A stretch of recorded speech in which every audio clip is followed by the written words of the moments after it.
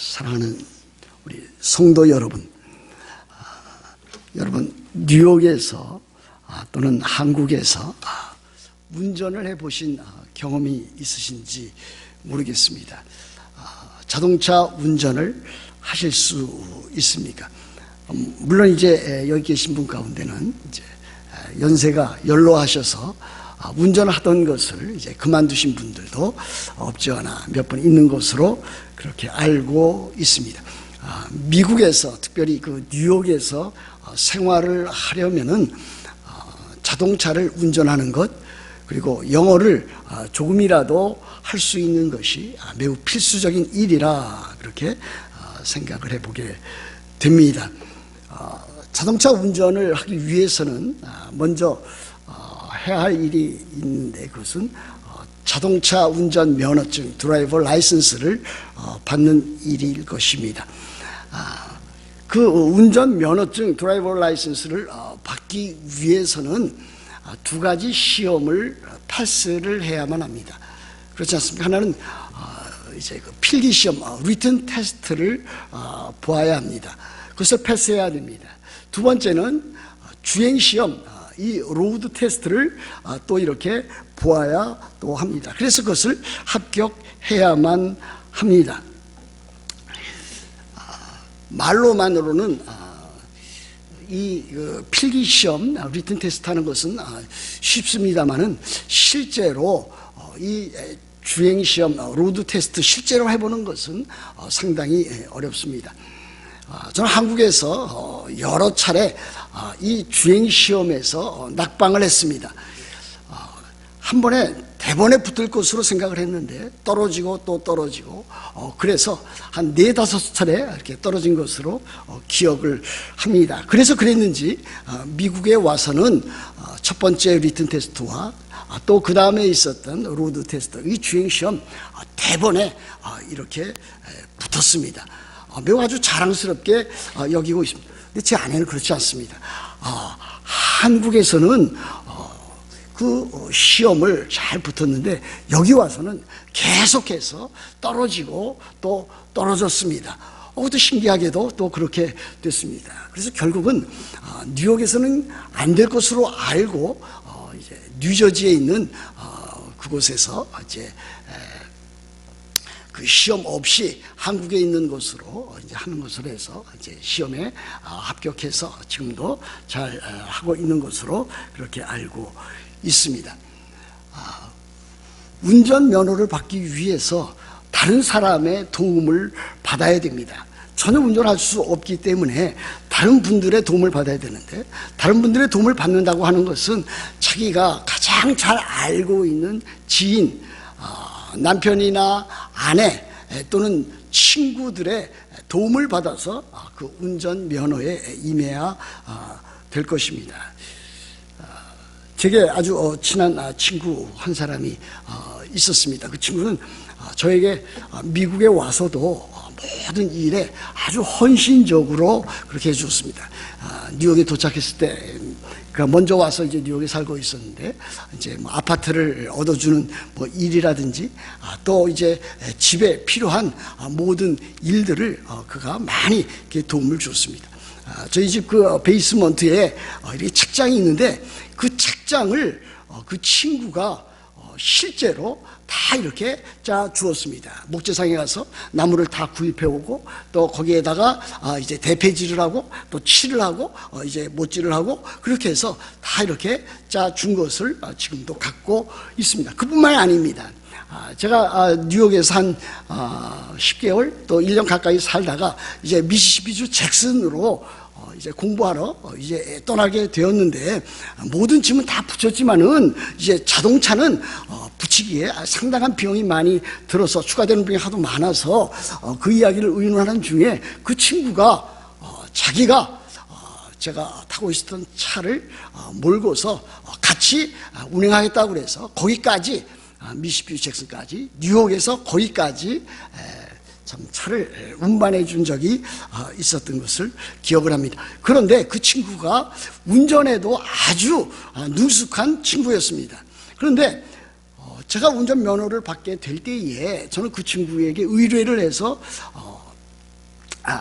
그것을 도와달라고 그렇게 하려고 그랬는데 그 친구가 먼저 이렇게 저에게 지시를 하기를, 운전면허, 운전 그 연습을 하는 것은 내가 도와줄 수는 있으나 나는 도와주기를 원하지 않는다. 학원에 가서 이것을 배우는 것이 훨씬 더 좋겠다. 그렇게 이야기를 했습니다. 처음에는 그것을 잘 이해하지 못했습니다. 그러나 나중에는 그것을 아주 잘 이해할 수가 있었습니다.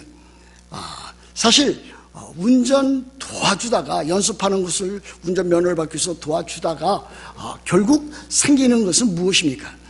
남편이 아내를 도와주다가 생기는 일은 서로 불화가 생기고 갈등이 생기고 또 말다툼이 생기다가 오히려 그것이 악화되는 경우를 많이 보았기 때문입니다.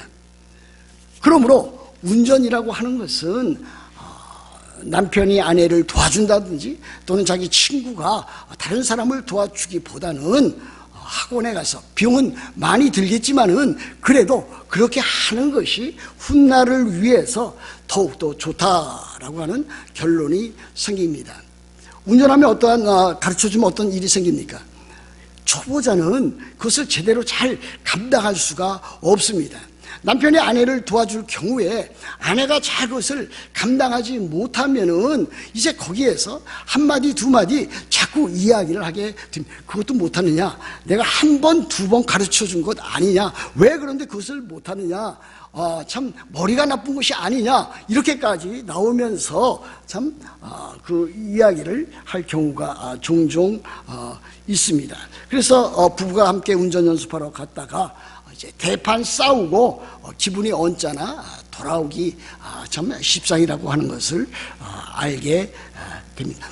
이와 같은 이야기를 하는 이유가 있습니다. 우리들의 신앙 생활도 여기에 비유할 수가 있습니다. 마치 운전 연습할 때에 가장 중요한 것은 이제 학원을 통해서라든지 자기가 그것을 잘 연습해서 그것을 해야 될 텐데 그것을 제대로 하지 아니하면은 시간만 많이 끄는 경우를 보게 됩니다. 말은 쉽습니다. 그렇지 않습니까? 뭐 right turn, 또 left turn, 또 그리고 심지어는 이제 parallel parking, 또 parking, 이와 같은 것은 말로는 쉬운데 그것을 실제로 하는 것은 매우 어려운 것을 보게 됩니다. 신앙 생활도 역시 그렇습니다. 생각과 말로는 참으로 쉽게 여겨집니다. 그러나 실제로 신앙생활 해보게 되면은 참으로 어렵다 하는 것을 우리들은 깨닫게 됩니다. 자, 우리 어린 자녀들이 어렸을 때에 몇 가지 이제 훈계를 하고 또 이제 충고를 준 적이 있습니다. 제가 한 말 가운데는 훈련이 매우 필요하다. Practice makes perfect. 이 훈련을 잘 여러 번 계속해서 반복하면은 이제 잘 이루어진다 하는 것을 많이 이렇게 가르쳤습니다.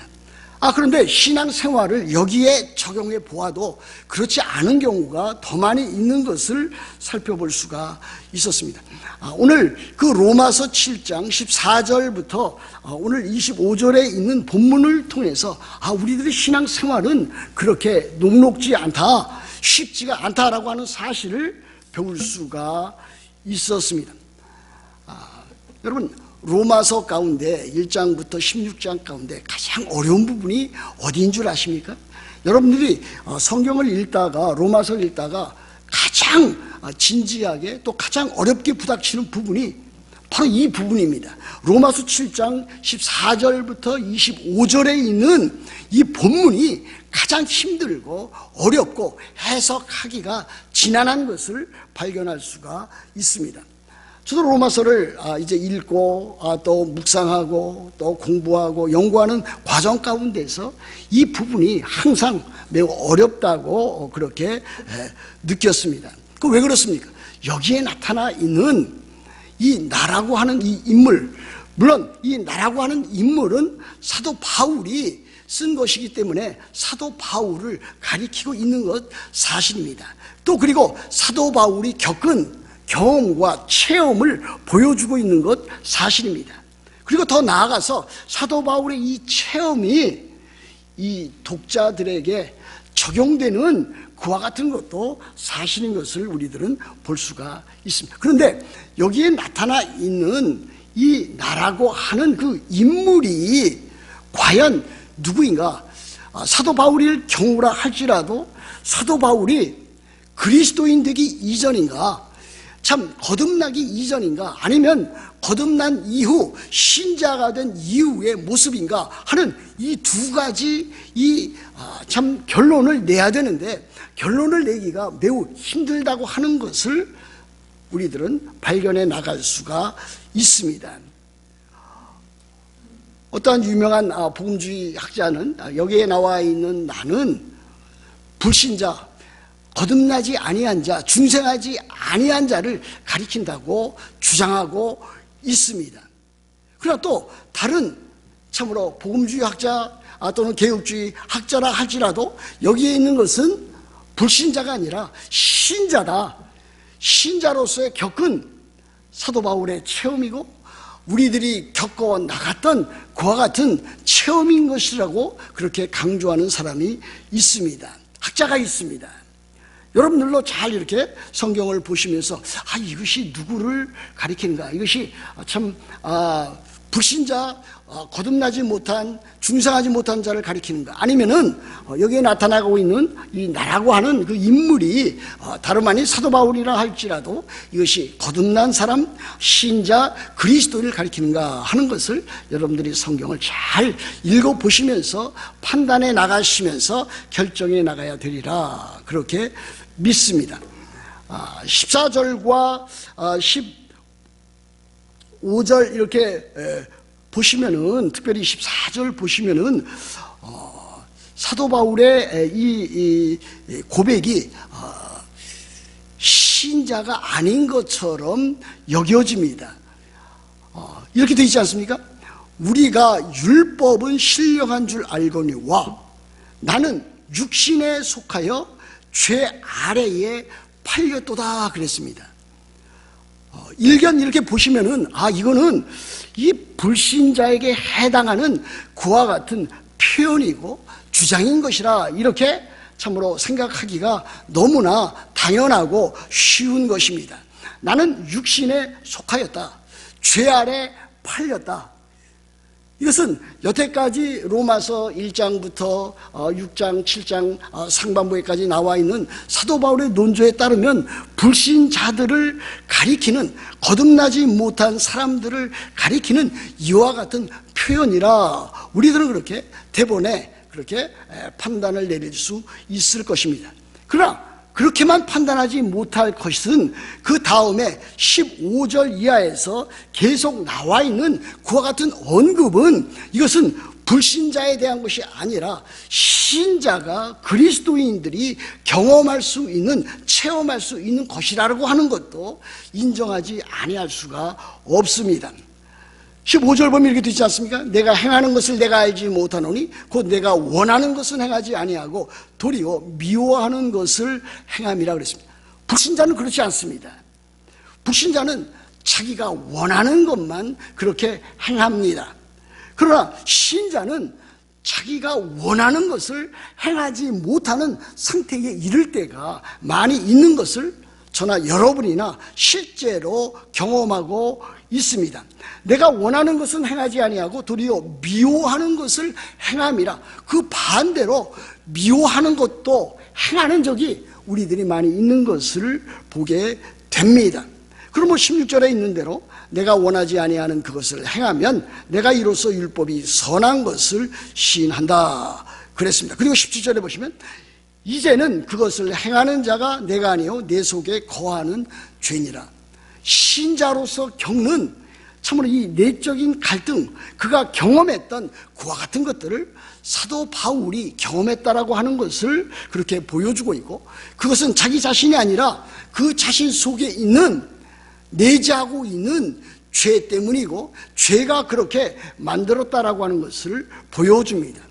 또 신자라고 하는 모습은 18절과 19절에도 나타나 있습니다. 내서 곧 내 육신에 선한 것이 거하지 아니한 줄 아노니 원함은 내가 있으나 선을 행하는 것은 없노라 그랬습니다.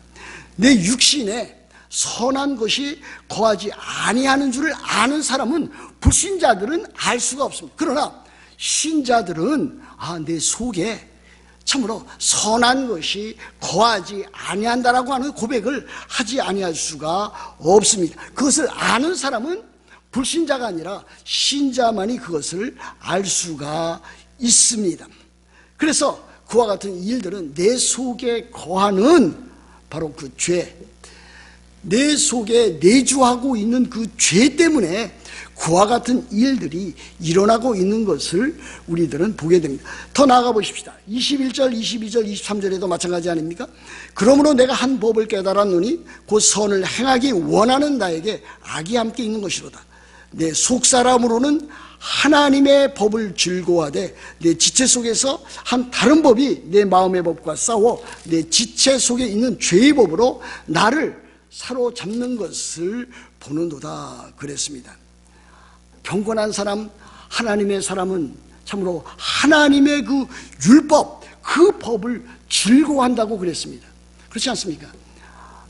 시편 1편 또는 시편 나와 있는 여러 부분에서 경건한 하나님의 사람들은 다 하나님의 법, 그 율법을 즐거워한다고 그랬습니다.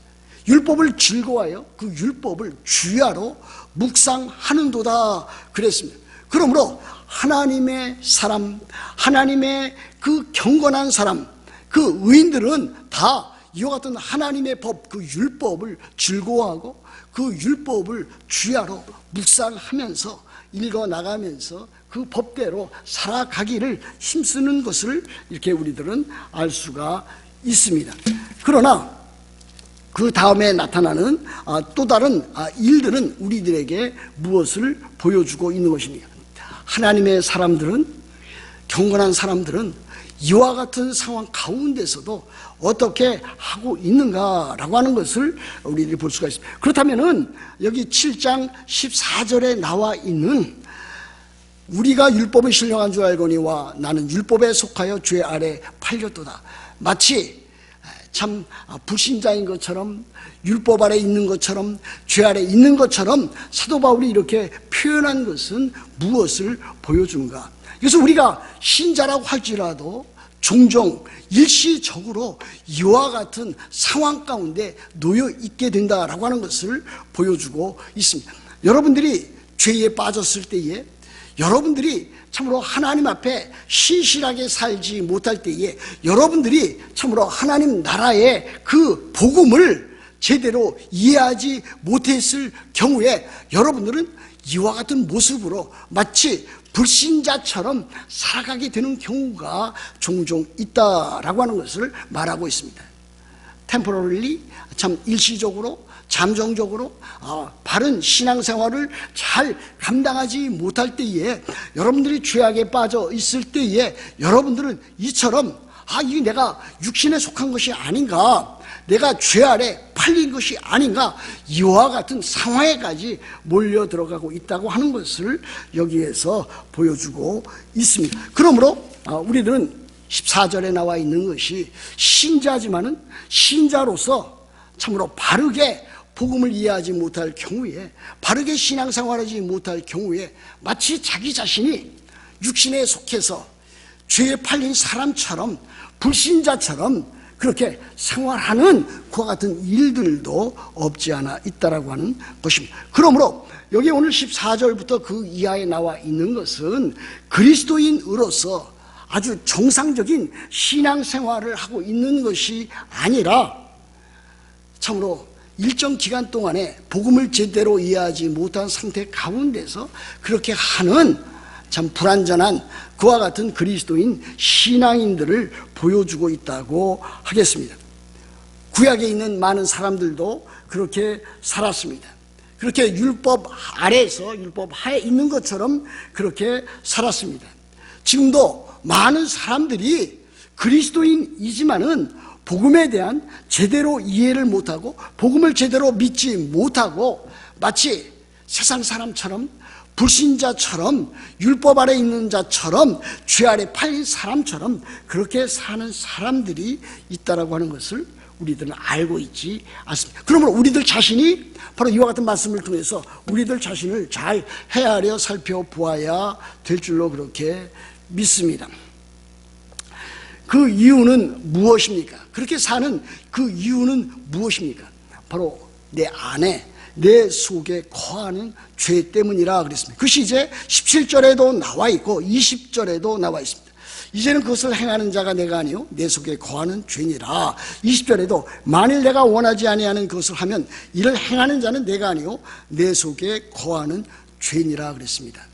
그리스도인들도 참으로 그 안에 내적으로 거주하는 그 죄가 있다라고 하는 것을 계속해서 2번씩이나 반복해주고 있습니다. 이것은 불신자의 모습이 아니라 신자도 역시 참으로 타락한 그 본성, 죄성을 여전히 가지고 있다라고 하는 것을 보여주고 있습니다. 여러분이나 저나 이와 같은 타락한 본성이 우리들 자신에게 있는 것을 인정하지 아니할 수가 없을 것입니다. 그러나 다행스럽게도 우리 안에는 또 다른 한 법이 있습니다. 마음의 법이 있습니다. 그 법은 무엇입니까? 그것은 다름 아닌 그 원리는 우리 안에 새 생명이 있고 또 우리 안에 성령이 거하시기 때문에 우리들이 또 다른 한 법인 우리를 그쪽으로 끌고 들어오는 죄의 법으로 우리 자신을 사로잡고는 그와 같은 것과 싸워서 이기게 한다고 하는 것을 우리들은 알아가야 될 것입니다. 이것이 우리들이 신앙생활에 승리할 수 있는 참 유일한 방법이고 참 바른 방법이라고 그렇게 믿습니다. 그러면 우리 그리스도인들의 신앙생활에 승리하는 길은 바로 내 자신을 믿는 것이 아닙니다. 내 뜻과 내 힘과 내 의지로 그 모든 것을 해나가려고 하는 것이 결코 아닌 것을 우리들은 알아가야 될 것입니다. 이렇게 사는 사람들이 있습니다. 우리 안에 있는 새 생명, 우리 안에 있는 그 성령의 그 내주, 성령의 역사, 성령의 능력, 그것에 의지하고 살아가지 아니하고 오히려 나의 뜻, 나의 주장, 나의 의지, 나의 힘, 나의 경력, 이와 같은 것을 주도적으로 해서 살아가는 사람이 있는데 그와 같은 사람들은 사실 어떤 면에서는 미숙한 그와 같은 그리스도인이라 말하지 아니할 수 없습니다. 그들은 참 고군분투하면서 살아갑니다. 노력에 노력을 더해서 살아갑니다. 그런데 결국 그들이 빠지는 것은 참담한 비참한 자기 자신의 좌절과 자기 자신의 참으로 낙심과 낙담이라고 하는 사실입니다. 그럼 우리 그리스도인들은 자기 뜻과 자기 의지와 자기 힘과 자기 의에 의존하면서 그렇게 살아가지 말아야 합니다. 우리 그리스도인들은 이 세상 살아갈 때에 믿음으로 살아가야 되고 하나님의 은혜 가운데서 살아가야 되는데 바로 성령 하나님께서 내 안에 거주하고 계시고 또 내가 참 새 생명을 받은 자로서 그와 같은 것으로 이 세상을 살아가야 한다고 하는 것을 우리들은 알아가야만 합니다. 그러므로 우리들은 이 세상 살아갈 때에 우리 자신의 힘보다는 참으로 성령의 힘, 성령의 지배, 성령의 능력, 성령의 내주를 우리들은 더욱더 강조해 나가야 됩니다. 그렇다고 해서 우리는 아무 일도 하지 말아야 되는가? 그렇지 않습니다. 우리들은 살아가면서 우리들 나름대로 최선의 그 모든 것을 다해가면서 살아갑니다. 그 최선이라고 하는 것은 무엇입니까? 우리가 믿음으로 살아가고 사랑으로 살아가고 소망으로 살아가는 일입니다. 여기에 우리들이 최선을 다하는 일입니다. 믿음의 역사와 사랑의 수고와 소망의 인내를 가지고 우리들이 살아갑니다. 여러분들이 잘 아는 빌립보서 2장 12절에 있는 말씀대로 너희는 두렵고 떨림으로 너희 구원을 이루라 그랬습니다. 그러면 우리들은 두렵고 떨림으로 우리의 구원을 이루어 나갑니다. 우리는 하나님의 은혜를 따라 살고 성령의 은혜를 따라서 살고 또 믿음으로 살아가고 또 사랑으로 살아갑니다. 이와 같은 일들을 우리들이 어떻게 이루어 나갈 수가 있습니까? 바로 하나님께서 우리 안에서 우리에게 그와 같은 소원을 두고 우리로 하여금 거룩하게 살게 하시기 때문입니다. 그래서 13절에 이렇게 되어 있지 않습니까? 빌립보서 2장 13절에 우리 안에서 너희 안에서 행하시는 이는 하나님은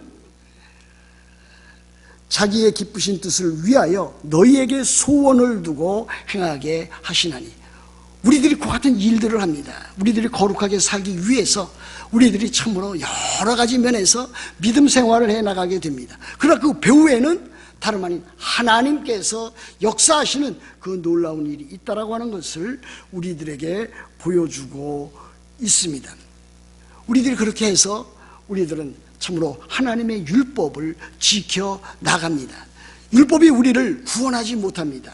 우리를 의롭다하게 하지 못합니다. 율법이 우리를 거룩하게 하지를 못합니다. 그러나 하나님께서 우리로 하여금 참으로 믿음과 사랑과 소망을 가지고 성령의 임재와 성령의 능력과 새 생명을 가지고 살게 함으로 우리들이 그 율법을 지켜나갈 수 있습니다. 그래서 우리들은 거룩한 삶을 우리들의 삶 가운데서 살아갈 수가 있습니다. 여러분들이 오늘 한 가지를 더 덧붙이기를 원합니다.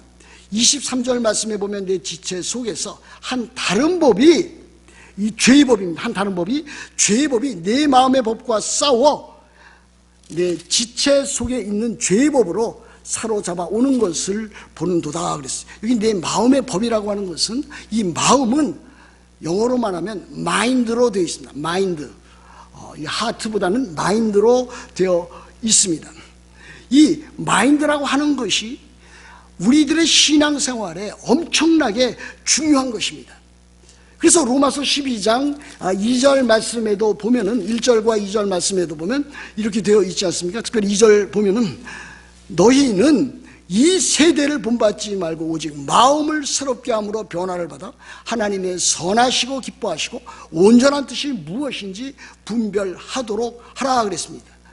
여기 있는 그 마음도 영어로는 마인드로 되어 있습니다. 물론 헬라어로는 누스라 되어 있는데 그것이 곧 우리들의 마음을 가리킵니다. 우리들의 지성을 가리킵니다. 우리들의 정신을 가리킵니다. 우리들의 이해력을 가리키고 있습니다. 그러므로 우리들의 신앙생활에서 이 중요한 것은 우리들의 그 마인드, 우리들의 정신과 우리들의 지성과 우리들의 지식과 우리들의 이해력을 우리들이 사용해 나가는 것입니다.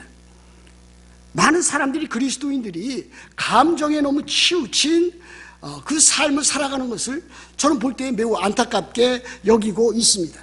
감정은 어떻습니까? 감정은 수시로 변합니다. 하루에도 참으로 아침 다르고 점심 다르고 저녁 다를 때가 있습니다. 오늘 다르고 내일 다르고 모레 다를 때가 있습니다.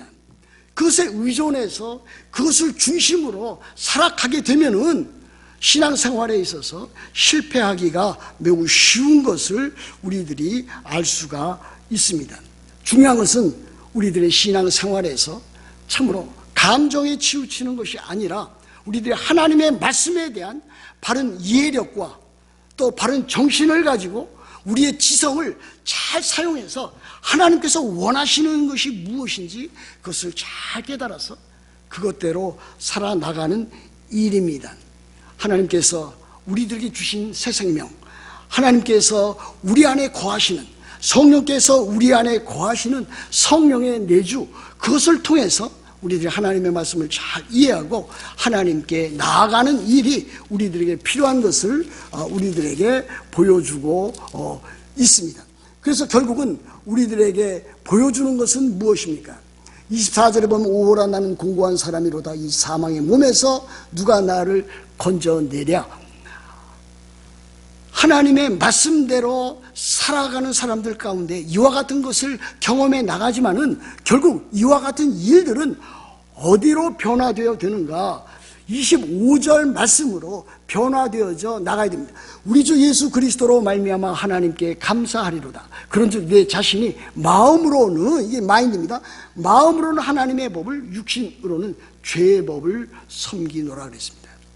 우리들이 마음으로 참으로 참된 하나님의 말씀에 대한 이해력을 가지고 승리하는 신앙생활을 해야 될 것입니다. 그렇게 하면은 참으로 우리들의 심령 가운데 하나님께서 주시는 참된 기쁨과 즐거움과 감사를 맛보고 체험해 나갈 수도 있고, 더 나아가서 하나님 앞에 참으로 예수 그리스도로 말미암아 감사하는 신앙생활, 승리하는 신앙생활을 할 수 있다고 믿습니다. 때에 따라서 우리들이 신앙생활에 나가는 데에 이 로마서 7장 14절부터 25절에 나와 있는 대로 참으로 이와 같은 갈등, 내적 갈등을 겪을 때가 있습니다. 그러나 그 해결책이라고 하는 것은 우리들에게 이 하나님의 말씀에 대한 바른 이해를 가지고 우리 안에 성령이 거하시고 내주에 거하시고, 또 그뿐 아니라 참으로 우리들에게 새 생명, 영원한 생명이 주어져 있다라고 하는 사실을 통해서 더욱더 하나님을 의지하고 하나님 앞에 가까이 나가는 일이라고